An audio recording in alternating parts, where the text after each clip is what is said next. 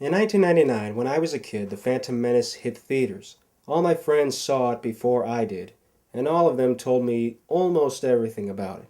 I even had an Obi-Wan action figure before seeing the movie. One thing I noticed when my friends brought up Episode 1, they only brought up the good things. They talked about Darth Maul, young Obi-Wan Kenobi, young Anakin, Obi-Wan getting trained. No one brought up the abundant CG, the limited amount of time that we saw Darth Maul, few boring dialogue scenes, the plot holes regarding Queen Amidala and her imposter, or Jar Jar Binks. When I did see Episode 1, I only felt excited, and when it ended, I still felt excited. Like many other kids, I didn't mind the problems with it. I only thought of the fun. I felt the same way when I saw Episode 2.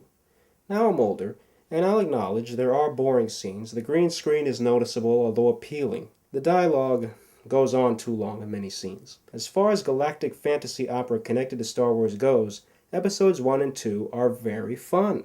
It's fun to watch Obi-Wan learn from Qui-Gon Jinn. Jar Jar Binks is sometimes annoying and sometimes funny. Even Jar Jar's voice actor defends him. Seeing Anakin grow up is interesting. From when he's a kid in The Phantom Menace to when he's older in Episode 2, Attack of the Clones, and Revenge of the Sith. Even with his okay lines, I thought Hayden Christensen did an underrated job portraying Anakin. I wanted to see Anakin develop with Padmé.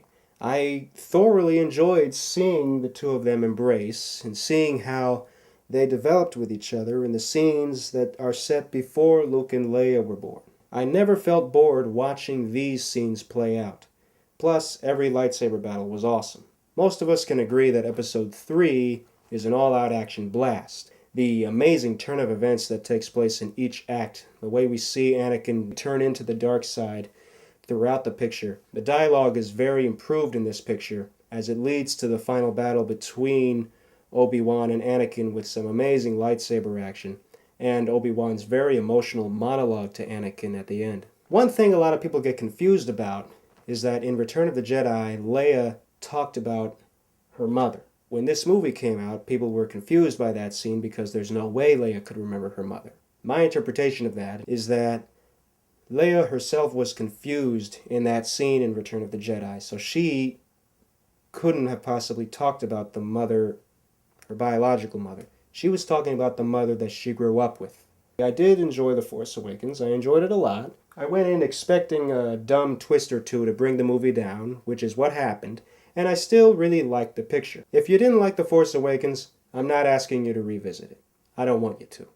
What I do want you to do is take a moment to understand the little dumb things that happen in The Force Awakens, and realize that a lot of those little dumb things were in the original trilogy too. From there, I want you to revisit the prequels, because a lot of those big problems you had with the prequels were probably those little dumb things that you didn't need to make a big deal out of. And maybe then you'll understand what George Lucas, the original Star Wars creator, tried to do with these prequels. Perhaps then you'll appreciate them, even if you still don't like them. May the Force be with you.